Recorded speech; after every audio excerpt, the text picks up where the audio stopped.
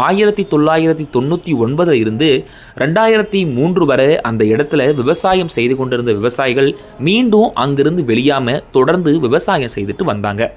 அப்போதான் ஒரு பொதுநல வழக்கு அந்த இடத்துல இருந்தவர்கள் மீது, அதாவது 834.34 ஏக்கர் விவசாயம் செய்தவர்கள் ஆக்கிரமிப்பு செய்தாங்க அப்படின்னு அப்புறப்படுத்தினாங்க. இந்த நிலையில் அது மட்டும் இல்லாமல் அருகில் இருந்து அத்திப்பட்டி சூரியூர் கிராம மக்களுக்கு எவ்வித சம்பந்தமும் இல்லாமல் எந்த ஒரு அறிவிப்பும் இல்லாமல் திடீரென வந்து வீட்டில் தூங்கி கொண்டிருந்தவர்களுக்கு அதிர்ச்சி கொடுத்தாங்க.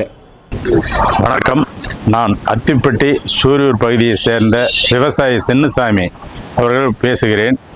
அதாவது நமது அத்திப்பட்டி சூரியூர் பகுதியில் இருக்கின்ற விவசாய நிலத்தை அதாவது 22 வருடங்களுக்கு முன்பாக காலி செய்து விட்டார்கள்.